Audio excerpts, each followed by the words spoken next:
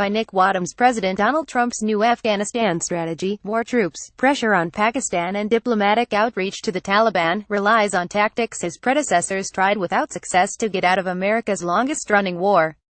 There's little reason to think Trump's approach will produce better results. But with Afghanistan's government losing control of wide swaths of the country and Islamic State and Taliban forces on the move, Trump and his top advisors are betting the formula will work this time. And they are vowing not to set any deadlines, criticizing President Barack Obama's public timetables for withdrawal.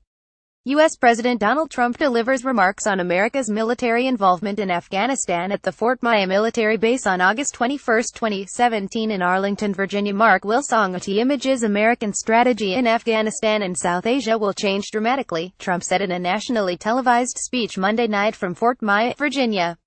A core pillar of our new strategy is a shift from a time-based approach to one based on conditions. Elected in part on his vow to wind down America's foreign wars, Obama signaled his intention to withdraw troops even as he was boosting forces. That led the Taliban to believe it could simply outlast the U.S. Obama's timeline sent a very negative message to both friends and enemies in Afghanistan, said Ahmad Majidyar, a fellow at the Middle East Institute, ahead of Trump's speech. They were saying we cannot side with the U.S. government or the military.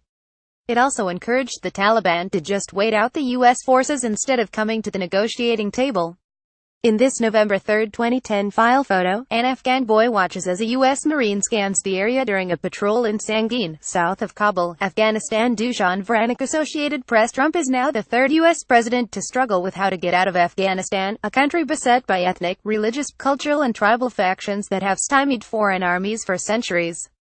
The mixture is amplified by the involvement of powers including the U.S. as well as neighboring Pakistan and Russia.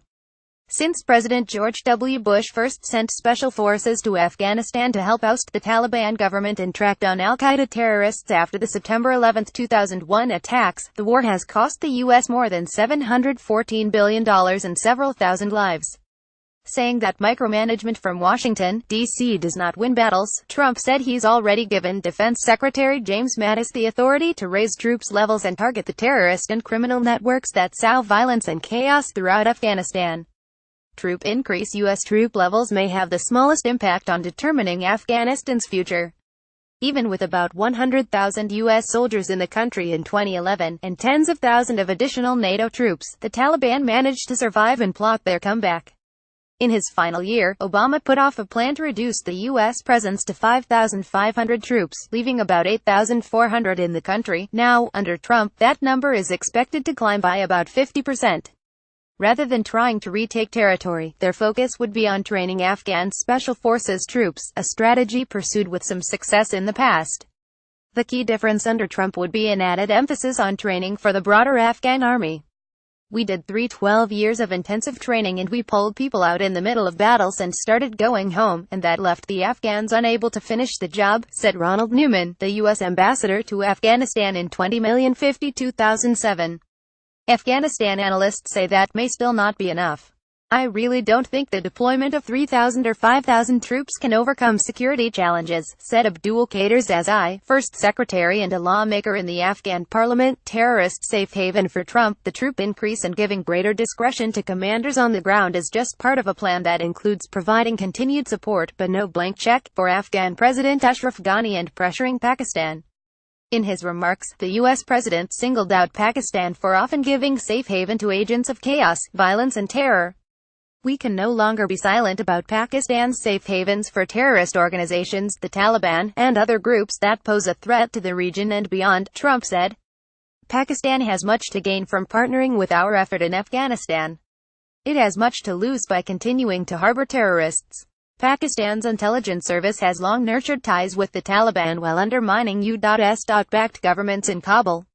Pakistan argues that it maintains contacts with the Taliban to prod it toward participation in peace talks. The Taliban have said talks can occur when foreign forces withdraw from the country. The perception that Pakistan controls the Taliban has led to unrealistic expectations, Sartaj Aziz, Pakistan's foreign affairs advisor, has said. Trump will still have to find a way to overcome hurdles that prevented both the Obama and Bush administrations from getting Pakistan to fully sign on to U.S. goals in Afghanistan, even at the risk of losing military or economic aid. $300 million. There is pressure on Pakistan to change, said Scott Worden, the director of Afghanistan and Central Asia programs at the U.S. Institute for Peace. That's been tried in the past. A lot will depend on what carrots and sticks are offered to see whether it marks a change. Under Obama last year, the U.S. withheld $300 million to Pakistan after Defense Secretary Ash Carter found he couldn't certify that enough action had been taken against the Haqqani network, which has been blamed for attacks on U.S. and NATO forces. Relations between Pakistan and the U.S. almost collapsed in 2011 after U.S. Special Forces found and killed al-Qaeda leader Osama bin Laden near a key Pakistani military academy, where he had lived for years. In this November 3, 2011 file photo, U.S. Marines take a break during a patrol in Sangin, south of Kabul, Afghanistan. Dushan Vranik, Associated Press. Another part of the Trump plan is to bring the Taliban back to the negotiating table. The Taliban has a path to peace and political legitimacy through a negotiated political settlement to end the war, Secretary of State Rex Tillerson said in a statement after Trump's speech.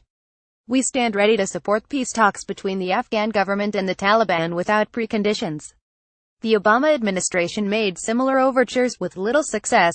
And Taliban gains in Afghanistan. The central government now controls only about 60% of the country, according to the U.S., may make the group less inclined to sit down for talks. Islamic State. It's not as if you're seeing the Taliban laying down arms and saying this country is in a bad way and we're ready to have a negotiating process, said Alyssa Ayers, a senior fellow at the Council on Foreign Relations and a former Deputy Assistant Secretary of State for South Asia. At the same time, a group affiliated with Islamic State has laid down roots in the country, part of a broad deterioration that has seen a record number of Afghan civilians killed.